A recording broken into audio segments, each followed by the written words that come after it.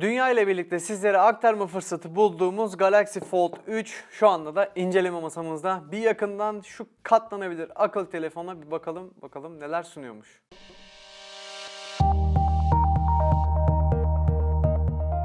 Şimdi arkadaşlar elimde tutmakta olduğum cihaz hakikaten özel bir akıllı telefon. Hatta şöyle bir de bilgi vereyim sizlere. Eğer bir Samsung Galaxy Note serisi sever bir kullanıcıysanız siz, bence bundan sonrasında en çok seveceği model olacak bir model Galaxy Fold serisi. Çünkü bu cihazlar artık kalem desteğini de bünyesinde bulunduruyor ve Samsung bunu kabul etmese de bu benim şahsi görüşüm. Çok yüksek ihtimalle artık bir Note serisi gelmeyecek Samsung tarafından. Zaten Note serisinin isminin de tescil hakkını uzatmadı Samsung tarafı. Bir sürpriz yaparlar mı bilmiyorum ama şu an için en azından Fold modelleriyle yola devam edecekler gibi gözüküyor. Samsung için bunu söylemek mümkün. Tasarımına şöyle bir bakalım hızlıca hemen. Hani tasarım hatlarında çok böyle ultra değişiklikler yok açıkçası bu akıllı telefonun. Daha önceki Fold 2'de gördüğümüz ve çok da beğendiğim tasarım detayları aynı şekilde Fold 3'te de devam ediyor arkadaşlar dış tasarım anlamında baktığımızda. Ancak tabi burada dış ekran tarafında güzel bir ekran kasa yenilemesi olmuş. Çok büyütülmüş bir ekran kasa oranı ile geliyor. Yani dış ekranı tam bir gerçek ekran deneyimini bizlere sunabiliyor bu akıllı telefonun. Altında ve üstünde hoparlör ızgaraları var. Altında bir adet Type-C girişi bulunuyor. Arkada da 3 adet kameramızın dizilimini görüyorsunuz sizlerle benimle birlikte. Şöyle bir karşılaştırma yapmak istiyorum. Bugün iPhone 13 Pro Max yaklaşık 240 gram bandında olması lazım diye hatırlıyorum. Bu akıllı telefonda katlanabilir ve bayağı büyük bir akıllı telefon olmasına rağmen 271 gramlık bir ağırlığa sahip. Yani hatırı sayılır bir ağırlık tabii ki. Kılıfla birlikte 300-350 gram bandını görecek bir akıllı telefon. Sizlere sunduğu özellikleri düşündüğümüzde bu ağırlığın çok daha hani böyle özellikle bu telefonu tercih eden kullanıcılar için olumsuz bir etken oluşturacağını ben düşünmüyorum. Bu telefonun ana özelliği olan ekran tarafıyla devam edelim bence. İç ekranla başlayalım arkadaşlar. 2 tane ekran bulunuyor burada. Bir tane içeride, bir de dışarıda. Az önce sizlere göstermiş olduğum ekran. Ekranı açtığımızda karşımıza çıkan ekran 7.6 inç boyutunda 1768'e 2208 piksel çözünürlüğünde katlanabilir dinamik AMOLED bir panel bu panel önümüzde duran. Tabi bu panelin güzel özelliklerinden bir tanesi 120 Hz'e kadar yenileme yapabiliyor olması ve bunu da dinamik olarak yapabiliyor olması. Yani siz cihazı kullanırken 10 Hz'e düşebiliyor, 120 Hz'e çıkabiliyor. Burada da batarya ömrünü olumsuz bir şekilde etkileme olayını ortadan kaldırıyor yüksek Hz anlamında. Güzel bir detay ve hani ekranın iç kısmında bir kamera bulunuyor. Bunu sizlere zaten ta ilk ön inceleme videosunda söylemiştim. Şu köşede görmüş olduğunuz üzere kamera ekrana tam gömülü. Yani ekran altı bir kamera ile geliyor bu cihaz. Güzel bir teknoloji. Burada bizimle buluşuyor olması da çok güzel. Ancak bu konuda bazı eleştirilerim olacak Samsung tarafına. Birazdan o kısma da değineceğiz zaten. Ana ekranın tabi HDR10 Plus desteği de bulunuyor. Aynı zamanda da 1200 nit parlaklığa sahip. Yani bu ekranla, iç kısımda bulunan ekranla herhangi bir sıkıntı yaşamanız çok mümkün değil arkadaşlar. Bayağı güzel olmuş. Ben bu iç tarafta bulunan ekranı her anlamda çok beğendim ve bayağı da güzel olduğunu düşünüyorum. Sizlerin de deneyimlediğinde aynı şeyi düşüneceğine eminim. Dışarıdaki ekranımızın ekran kasa oranı çok daha iyi diğer modellere göre. 6.2 inç boyutunda olan bu ekran ince uzun bir ekran ve tabi çözünürlükte de bunu doğrudan görebiliyoruz zaten. 832'ye 2268 piksel çözünürlüğünde bir dış ekran bulunuyor bu akıllı telefonda. Hemen ortasında ekrana gömülü Samsung tarafından aslında sıkça kullanılan bir teknoloji olan standart bildiğimiz bir selfie kamerası var. Bu ekranda dinamik AMOLED özelliklerini ve 120 Hz yenileme özelliklerini bünyesinde bulunduruyor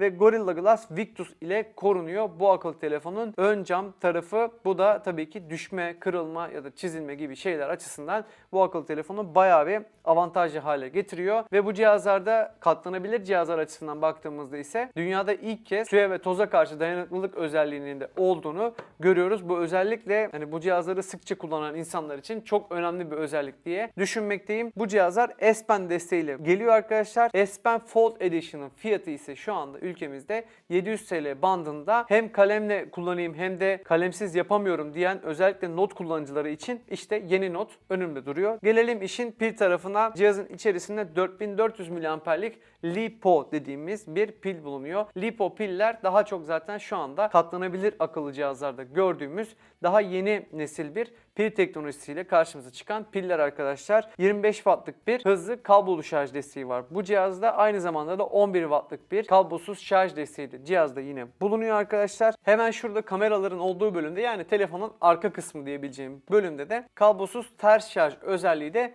bulunuyor. Herhangi bir kablosuz şarj özelliği bulunan cihazınızı bu akıllı telefonla şarj edebilirsiniz. Ve geldik işin teknik detaylarına. Bu konuda Samsung'u takdir ettim gerçekten. Çünkü Exynos işlemci ısrarından bu cihazlarda Samsung vazgeçti arkadaşlar. Cihazların içerisinde Snapdragon 888 5G teknolojisi de aynı zamanda var bu işlemcilerde. Snapdragon 888 tabii ki çok güçlü bir işlemci. 5 nanometrelik bir üretim süreciyle üretiliyor bu işlemciler. Dolayısıyla hem güç tüketimi anlamında hem de performans anlamında gerçekten başarılı sonuçları bizlerle buluşturuyor. Şöyle Geekbench skorlarına baktığımızda amiral gemisi cihazlarla çok benzer bir Geekbench skoru alıyor Galaxy Fold 3 modeli. Galaxy Fold 3'te RAM kapasitesi sabitken depolama seçenekleri değişebiliyor arkadaşlar. 12 GB'lık RAM ile gelen Galaxy Fold 3'ün 256 GB'lık ya da 512 GB'lık iki farklı depolama seçeneği daha var. Tabi ufak bir bilgi daha vereyim sizlere. Herhangi bir microSD kartla hafıza arttırmanız bu cihazlarda ne yazık ki mümkün değil. Performans tarafı için sizlere şunu da aktarayım arkadaşlar. Oyun testi tabii ki bizler için önemli.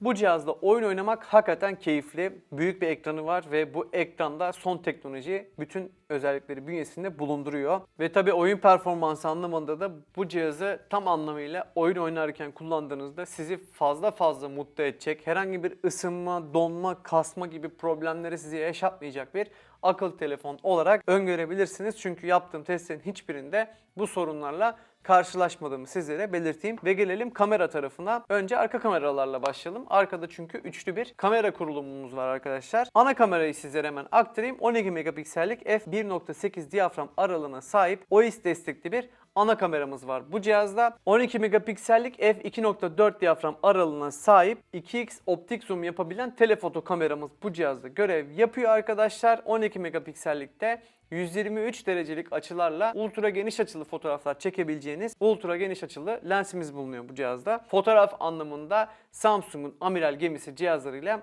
benzer sonuçları bizlerle buluşturabiliyor. Galaxy Fold 3 ana kamera anlamında ultra geniş açılı fotoğraflarda yine her zaman uyardığım gibi sizlere kenarlarda, kıyılarda, köşelerde bazı uzamalar olabiliyor. Bu ultra geniş açılı kameraların tabii ki doğasında var. Bu cihazda da benzer sonuçlarla karşılaşabiliyoruz. Ancak manzara fotoğraflarında başarılı sonuçları ortaya çıkartabiliyor. Gece çekimlerinde ışık azaldığında sonuçlar ne yazık ki birazcık kötüleşebiliyor. Ancak gün ışığı altındaki sonuçları gayet başarılı fotoğraf anlamında. Gelelim video tarafına. Video tarafında ise 4K 60 FPS'e kadar kayıtlar yapabiliyorsunuz. Android cephesi için konuşmak gerekirse video kaydı fazlasıyla iyi arkadaşlar. Sizin de memnun kalacağınız bir video kaydı özelliği ve video kaydı yeteneği Galaxy Fold 3'te bizlerle buluşmuş durumda. Ve hemen diğer kameralarla devam etmek istiyorum. Benim eleştirim var dediğim kısım şuydu arkadaşlar. Buradaki ekran altı gömülü olan kamera. Şimdi bu ekran altı olan kamera 4 megapiksel çözünürlüğünde